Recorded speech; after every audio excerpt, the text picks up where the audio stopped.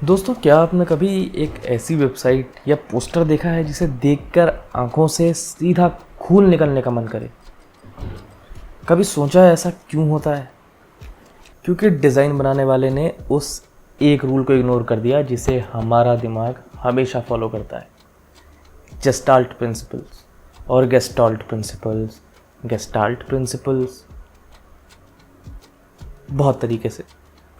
अब यह नाम सुनने में किसी जर्मन दवाई जैसा लगता है, बट ये साइकोलॉजी का वो प्रिंसिपल है जो आपके डिज़ाइंस को यू से वाव तक लेके जा सकता है। 1920s में कुछ साइकोलॉजिस्ट थे जिन्होंने सोचा कि भाई हमारा दिमाग बहुत शाना है, ये पहले पूरी पिक्चर देखता है और उसके बाद में डिटेल्स। अब इसे ऐसे समझो कि अगर हमारे सामने बिरयानी लाई जाए तो हम कहते हैं वाह क्या बिरयानी है, ये नहीं कहते कि वाह क्या चावल चिकन और मसालों का रैंडम मिक्स है। अब आप उसमें से बाद में इलायची चुन के अलग कर देते हैं, वो अलग बात है, लेकिन हमारा दिमाग भी कुछ ऐसे ही काम करता है। पहला प्रिंसिपल है सिमिलैरिटी। हमारा दिमाग एक जैसी दिखने वाली चीज़ों को एक ग्रुप में डाल देता है। अब इसे ऐसे समझो कि एक शादी है जिसमें सारे लड़के वालों ने नीले रंग के कपड़े पहने हैं और सारे लड़की वालों ने लाल रंग के, लेकिन बीच में एक नियॉन ग्रीन कलर की शर्ट पहन के फूफा जी घूम रहे हैं, तो वो अलग से ही हाईलाइट होंगे। अब ऐसे ही अगर आपको अपने डिज़ाइन में जिसमें सारे बटन नीले रंग के हैं किसी एक बटन पर ध्यान खींचना है तो उसे वो नियॉन ग्रीन रंग के फूफा जी बना दो। सारा ध्यान सबसे पहले उस पर ही जाएगा और इस बात का एसेंस है टू मेक इट डिफरेंट। अब दूसरा और बहुत ज़रूरी प्रिंसिपल है प्रॉक्सिमिटी, यानी निकटता। अब आप ये फ़र्ज़ करें कि आप एक बस स्टॉप पे हैं और आपके सामने दो लोग हैं।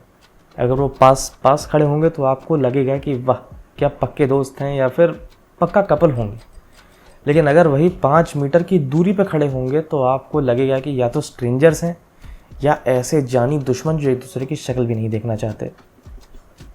शायद ब्रेकअप हो गया होगा।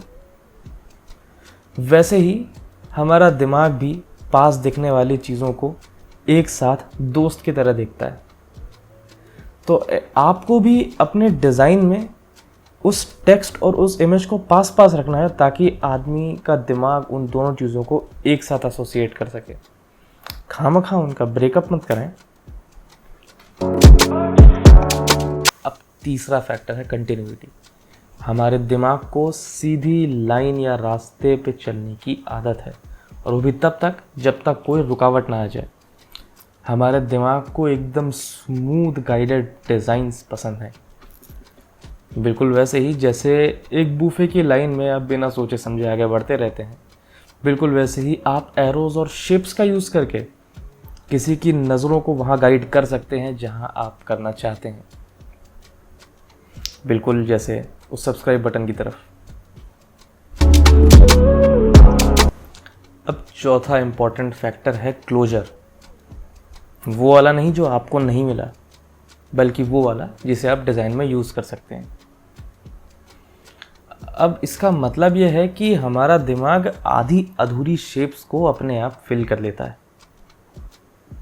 जैसे अगर कोई ज्योतिष आज आपसे कहे कि आपकी ज़िंदगी में बहुत समस्याएं हैं, तो आपका दिमाग उसे अपने आप आपकी ज़िंदगी में जो भी पढ़ाई या जॉब से रिलेटेड समस्याएं हैं उससे जोड़ लेगा और कहेगा कि वाह ज्योतिष जी क्या बात कही है आपने, जबकि ज्योतिष ने तो एक बहुत ही सिंपल बारनम स्टेटमेंट बोला है।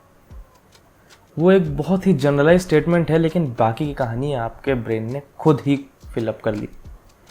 तो इसका मतलब ये है कि आप भी आधी अधूरी शेप्स दे सकते हैं यूज़र को, जिसे उनका ब्रेन खुद फिलअप कर लेगा, बिल्कुल जैसे WWF का पांडा लोगो। वर्ल्ड वाइल्ड लाइफ फोरम का लोगो अगर आप देखें तो आपको उसमें दिखेगा कि वो पांडा पूरा नहीं बना है, लेकिन फिर भी आपके दिमाग को वो पांडा ही लगता है, भालू नहीं। अब पांचवा है फिगर एंड ग्राउंड, यानी पॉजिटिव और नेगेटिव स्पेस।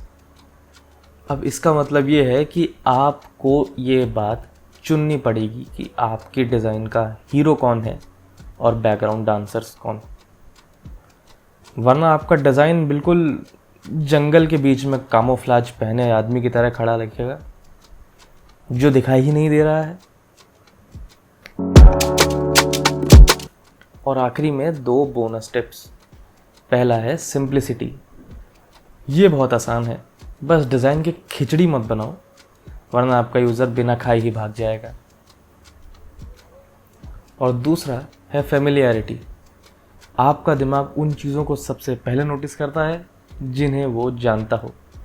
बिल्कुल वैसे ही जैसे भीड़ में 100 उड़ती चीज़ों में से आपकी मम्मी की उड़ती चप्पल आपको सबसे पहले दिखेगी, आप उसे रिकॉग्नाइज कर लेंगे।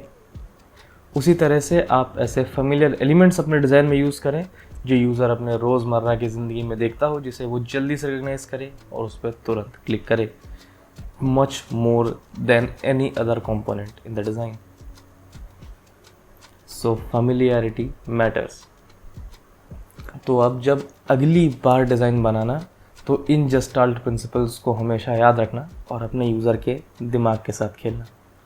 अब अगर ये सब समझ में आया हो तो प्रॉक्सिमिटी का यूज़ करो, अपनी फिंगर को लाइक बटन के पास लाओ और उसे क्लिक कर दो। हम मिलते हैं अगली वीडियो में, तब तक के लिए कीप डिज़ाइनिंग।